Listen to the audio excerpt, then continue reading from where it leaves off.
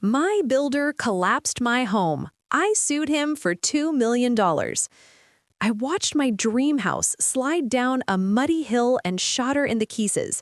The builder, who caused the disaster, tried to escape accountability by claiming bankruptcy. He thought I would be defeated, but I used a secret piece of evidence to prove his crime, and I ultimately sued him for $2 million. My name is OP, and I teach history at a local high school. This story isn't about history. It's about justice. For 20 years, my wife and I saved every single penny. We sacrificed vacations, drove old cars, and ate ramen, all to reach one goal: building our forever home. We finally saved up $600,000 and found the perfect hillside lot in rural Oregon. We hired Marcus Stone, the owner of Stone Construction. He was charismatic, always smiling, and promised us a safe, custom-built home that would last 100 years. He was exactly the kind of confident expert we, as complete novices, needed. We gave him our life savings. But Marcus wasn't an expert. He was a thief. The construction phase was messy. Marcus would constantly call, demanding the next payment ahead of schedule. "The lumberyard is holding up the trusses until they see the cash," he would lie. We always paid, trusting him completely. The biggest red flag was the retaining wall. Because our lot was on a slope, we needed a massive 20-foot concrete wall built behind the house to hold the hill back. This wall was the most important part of the entire foundation. I casually asked Marcus about the permits for the wall. He snapped at me. "Stop micromanaging, OP. My crew has built 1,000 of these. It's solid. Don't worry about the paperwork." His confidence silenced my doubts. We moved in 6 months later. Everything looked beautiful. We were finally home. Then the Pacific Northwest winter arrived. It rained hard for 3 days without stopping. On the third night, around 1 a.m., I was woken up by a sound that wasn't rain. It sounded like a massive crack, like an earthquake beginning. Then the floor under my feet tilted violently to the left. I screamed for my wife. We grabbed our cat and ran out the front door, barefoot, into the pouring rain. We stood 100 feet away, watching in horror. With a noise like a freight train slamming into a wall, the huge concrete retaining wall in the backyard burst open, and then, without anything holding it back, the entire back half of our beautiful, custom-built home peeled away from the foundation and slid down the muddy slope, crashing into the ravine below. The total damage was immediate and devastating. $600,000 completely gone. I thought my insurance company would save us. They were the first call I made. But 2 days later, the adjuster arrived, spent 30 minutes looking at the wreckage, and delivered the second fatal blow.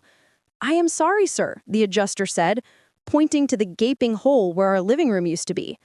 "But this is not covered. Our policy excludes construction defect. Your builder failed to put the legally required steel rebar into this wall. This was a structural failure, not a storm. We are denying your claim."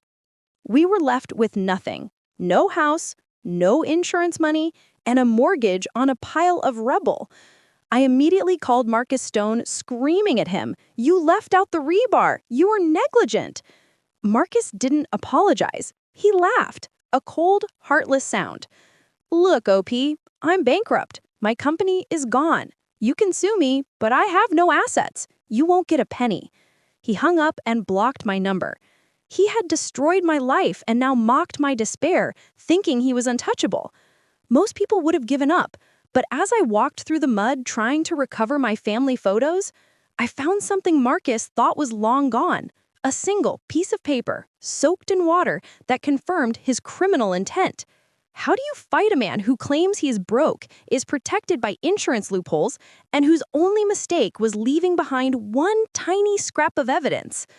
I was standing on the ruins of my house, defeated by 2 powerful enemies: the arrogant contractor, Marcus Stone, and the ruthless insurance company. But I had a secret weapon, literally salvaged from the mud: the partially burned structural diagram. That piece of paper, marked revised, clearly showed the original plan to install heavy steel rebar inside the retaining wall. And the handwriting next to it, rebar, none, was the first solid proof of Marcus's criminal intent. He didn't make a mistake.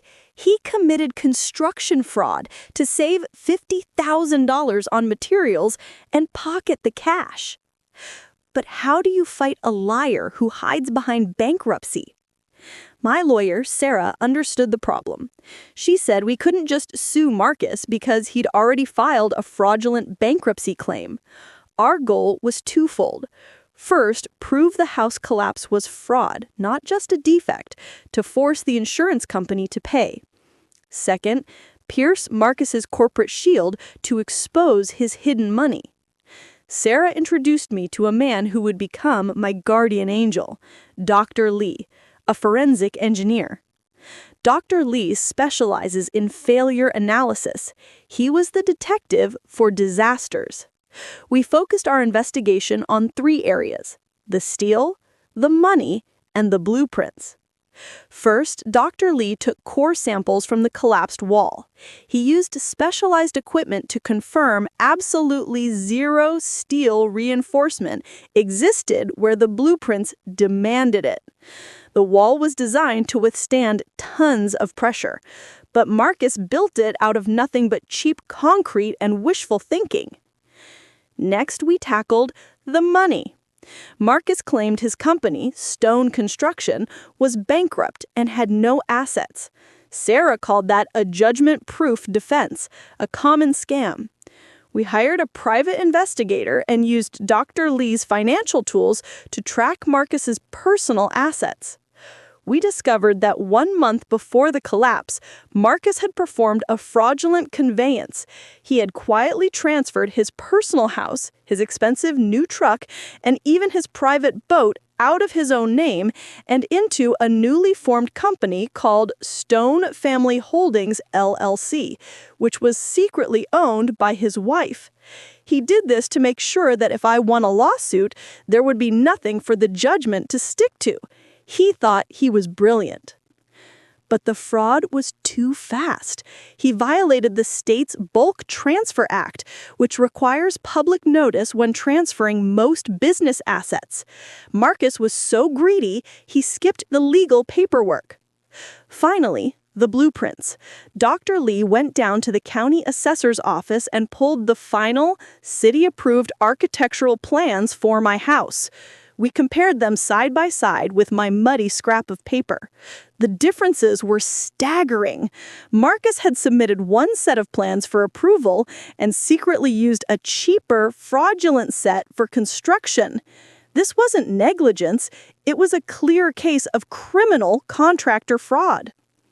With all the evidence in hand, the forensic analysis showing zero steel, the fraudulent conveyance of assets, and the dual set of blueprints, we had enough to move past the small claims court. Sarah and I filed a massive, complex lawsuit in Superior Court against Marcus Stone personally, Stone Family Holdings, LLC, and, crucially, the insurance company.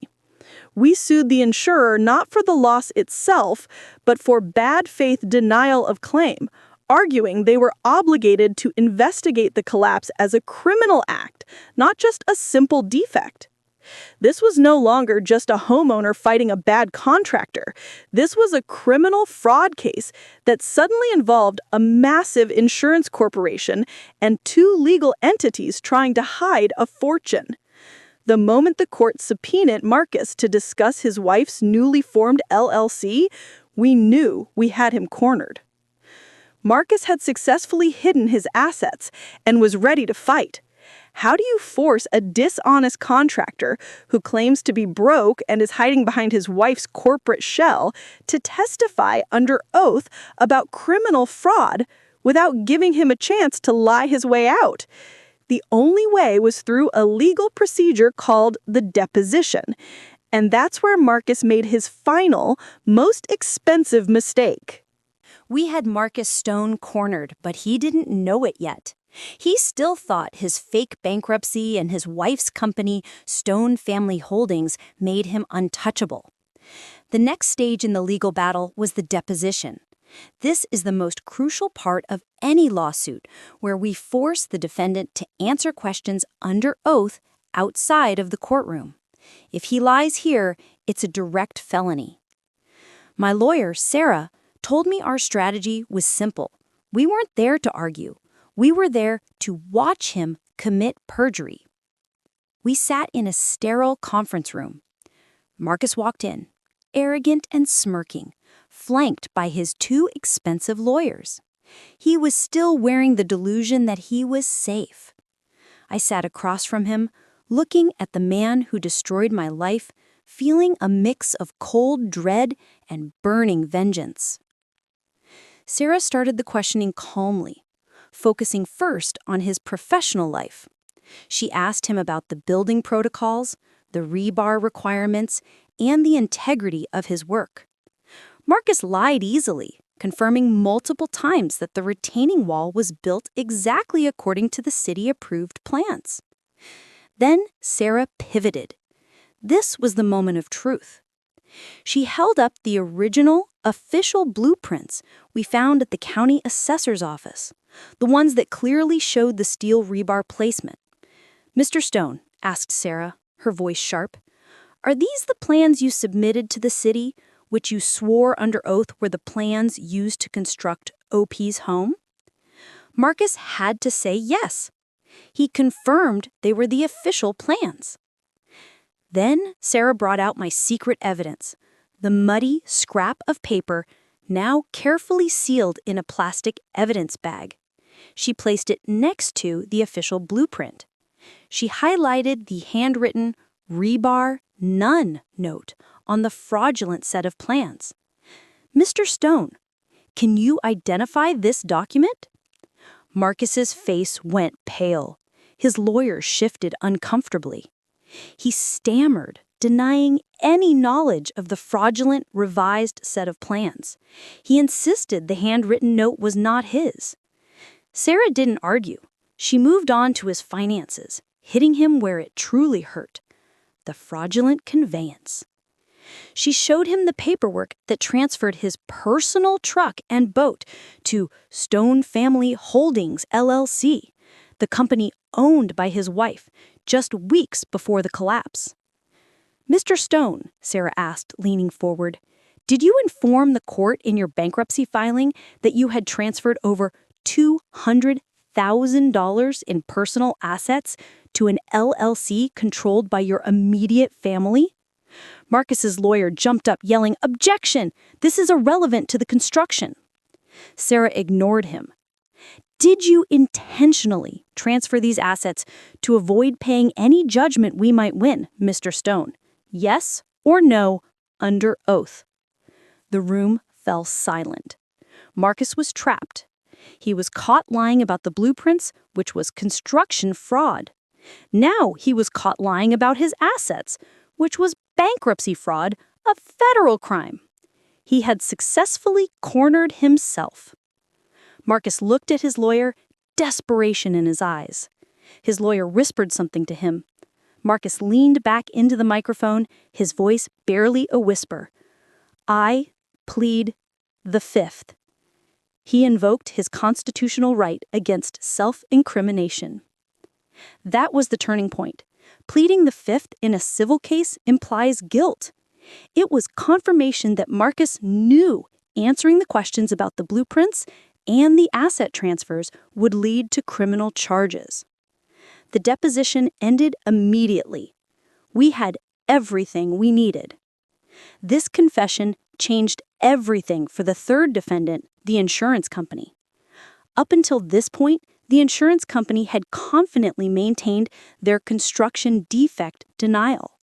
But Marcus's confession, his refusal to testify about his fraudulent intent, proved to the insurer that the collapse was indeed an intentional criminal act. This meant their construction defect exclusion was void. They could no longer claim it was a simple error. The insurance company panicked. If this case went to trial, the jury would see the evidence of Marcus's fraud and the insurer's bad faith denial. They realized they would lose badly. The next day, we received a call. The insurance company wanted to settle immediately. I was finally free from the mortgage and the debt, but I was still owed justice for the emotional trauma and the years of savings I lost. How do you calculate the true value of emotional distress and a family's financial ruin? And how did Sarah use the concept of punitive damages to not only get my $600,000 back, but to make Marcus Stone pay an extra $1.4 million? Marcus Stone's confession during the deposition, where he invoked his right against self-incrimination, was the legal explosion we needed. It proved the collapse wasn't a mistake. It was criminal fraud. This forced the insurance company to admit their initial denial was made in bad faith. The insurance company's lawyer called us the next day, panicking. They wanted to settle immediately to avoid the scandal and the massive penalties that come with a bad faith conviction. They knew if we went to trial, the jury would see the surveillance video of my ruined home and the evidence of Marcus's greed, and they would side with the victim instantly. Their first offer was insulting. $600,000, which only covered the loss of the house? That would simply pay off the mortgage, leaving us with $0 for the emotional pain, the legal fees, and the 2 years of temporary housing we endured. My lawyer, Sarah, looked at me and said, "We aren't settling for less than $2 million. We have to make this punishment hurt enough that no one attempts this scam again." Sarah's secret weapon was the concept of punitive damages. These are payments designed not to compensate the victim, but to punish the wrongdoer for reckless or malicious conduct. Because Marcus's actions were clearly criminal, we were entitled to ask for punitive damages far exceeding the actual loss. We broke down the settlement into 3 parts, and we demanded the insurance company pay for the whole thing. Actual damages, $600,000. This was the cash to fully repay the mortgage and the costs associated with the collapse. The insurance company covered this entirely. Emotional distress and legal fees, $400,000. This covered the 2 years of anguish, stress, and the tens of thousands of dollars we spent on Dr. Lee, the forensic engineer, and Sarah's firm. Punitive damages, $1 million. This was the penalty for Marcus's criminal fraud, which Sarah argued the insurance company had shielded for too long.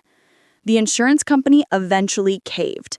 They paid the $600,000 and the $400,000, but they refused to pay the full $1 million in punitive damages on behalf of Marcus.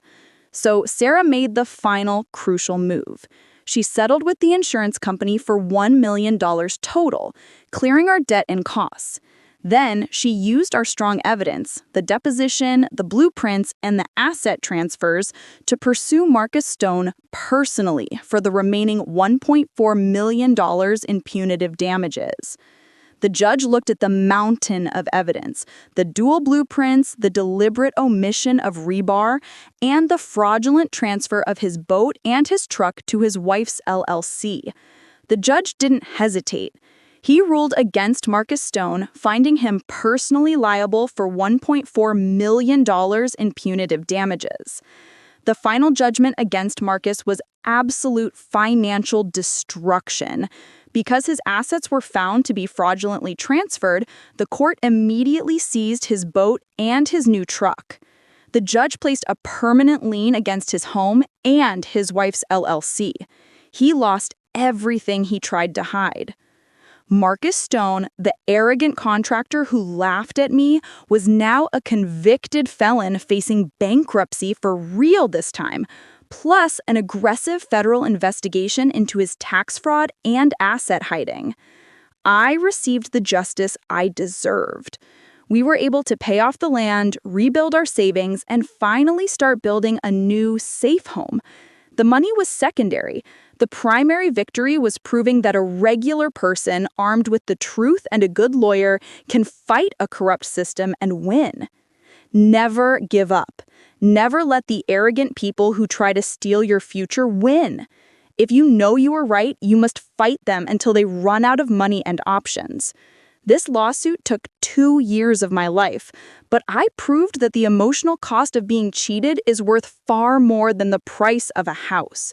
If you were in my position, knowing the stress and the time required, would you spend 2 years of your life fighting a greedy builder all the way to a $2 million judgment? Or would you have accepted the insurance company's lowball offer and moved on? Tell me your verdict in the comments.